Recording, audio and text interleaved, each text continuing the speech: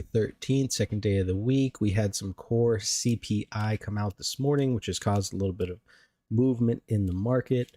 Market has dropped underneath of that 5,000 level. We've seen a little bit more liquidation continue down into our zone that we talked about from yesterday, around that 49.75. So something key to pay attention to. Close below that level would give the market a little bit of weakness and maybe bring in some more liquidation, or maybe bring in some laggard selling. Regardless, either way, I think there's maybe some opportunity down there, 49.28, 25, and then down to that 4900 like we talked about yesterday. But first things first, right? We don't want to get addicted to price. So what we want to do is always try to maintain perspective. We're going to zoom out here, and we are starting on the monthly chart as we always do. And you can see here on the monthly chart, we are still one time framing up. Some key levels that we want to continue to maintain from that monthly time frame are the previous month's high, that 49.57 quarter, and the previous month's close, 48.70 half, which would be maybe the ultimate target, that 48.6875. Or the 48.70 half, the prior month's close, should we get a continued liquidation here. But we'll wait and see here. Switching over here to the weekly, you can see that we're continuing the one-time framing up. We have moved above the previous week's high, setting a new all-time high yesterday.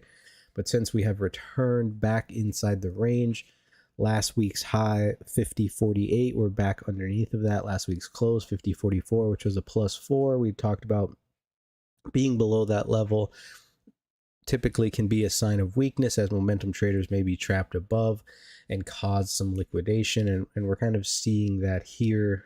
But we'll pay attention, kind of see it's looking like we're going to be opening down here.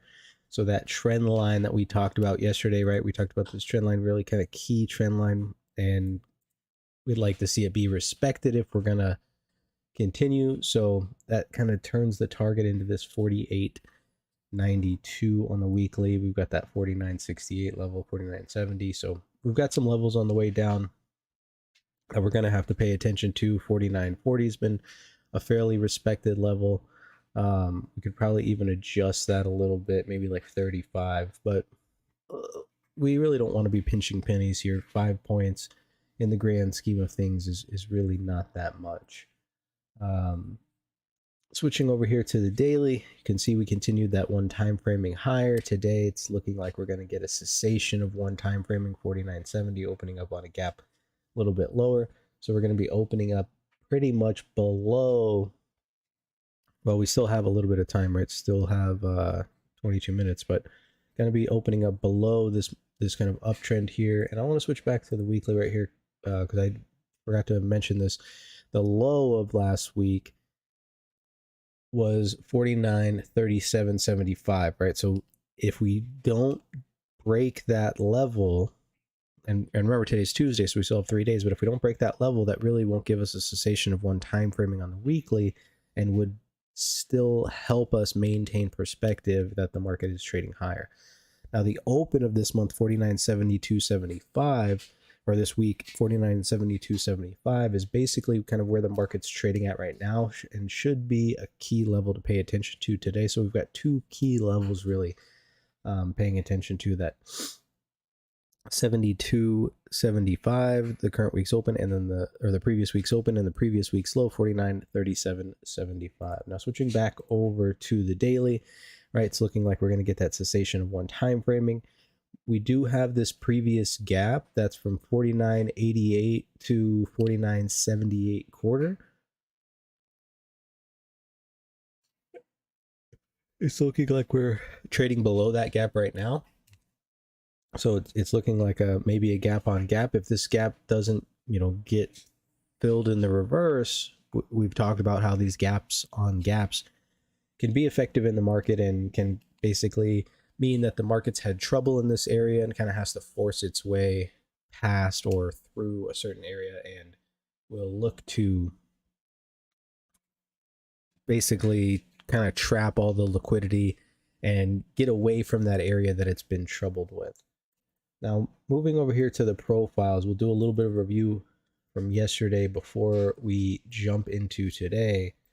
And we had talked about the previous day, this 9th, where we thought, we got some short covering, and then that short covering brought in some laggard buyers. Well, we got that continuation, developed a P shape, but this time that short covering didn't bring in any laggard buyers, and then we got a liquidation, and that liquidation kind of settled out for the rest of the day. Not really a 45-degree angle because we had that excess kind of indicating that short time frame traders were in control. Now, and then basically settling, just a couple points below the open at that 41.25, but below our 50.44, and that's where we start to get those signs. Okay, we got to close below 50.44. We know momentum traders were pushing it up to that point. We want to see closes above that 50.44, and if we don't, then there is good odds of increased liquidation. Well, today we got some news, right? So this is a little bit news driven here, but we did get liquidation throughout the night, almost kind of like someone knew that the news was coming. And then you see this big move down here, trading through a couple of our untouched settles, trading through our previous gap, trading through some singles. So really not respecting any levels on the way down. And then you can see that 59 or 49.57, excuse me, 49.57 quarter being the previous month's high, looking here like the target, right? Especially if there's no bounce here. So we definitely want to be paying attention to this overnight zone. But today, obviously, going to be looking like a gap play, very large gap. Yesterday's low 33, today's open 69. So you're looking at about a 60-point gap here. And for those of you guys that are newer traders, typically anything over 25 points or really over 10 points of a gap is a tough trade, and maybe should just be, sit on the sidelines for a while, let the market kind of figure out what it wants to do, and before you just decide to jump in with both feet. For me, obviously, value looking like it's going to be developing lower. We do have overnight inventory 100% net short, so we'll see if there's a decent correction to overnight inventory that allows us to get on board with this short. We want to go with any gap that doesn't fill early. But basically, I think we're probably in the clear to look to fade this market, especially if we stay underneath 49.80. I think we have really good odds to just kind of continue to the downside, or at least develop value lower. So any rallies today should be, for the most part, sold. And yeah, I mean, it's a pretty simple idea today, right? We've got value from yesterday here, and where is value going to form here? What has to happen in order for value to finish higher? Well, the market's going to have to just catch a bid and just keep catching a bid. And if that's going to happen, you're not going to see any pullbacks. You're just going to see the market catch a bid. You'll see it hesitate. You'll see it catch a bid. You'll see it hesitate. You'll see it catch a bid. You'll see it hesitate. And it'll just continue to catch a bid. And that would just be an indication that this was really a liquidation.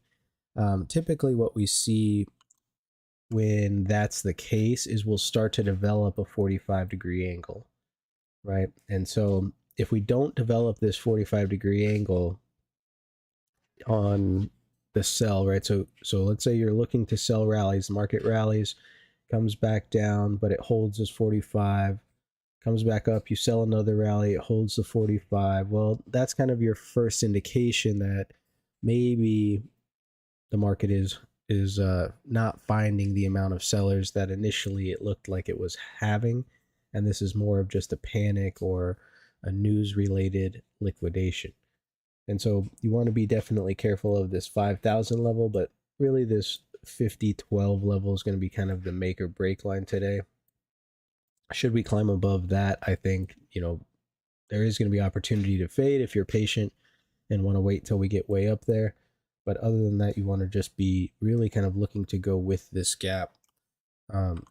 There's not really any other way for me that I'm going to play, right? You could be looking for longs, I guess, if you're a hero trying to call the bottom, but until you start to see that 45-degree angle form which will take a little while. You know, maybe later on, like an E period when England closes up shop, that might be an opportune moment. But other than that, really, you should just be being patient, if not just sitting out entirely. But other than that, you guys have a wonderful day. Make sure that you're managing risk, especially on a day like today, and stick to your trade plan. If you don't have a trade plan, simple as that, don't trade. Have a good day. See you guys tomorrow.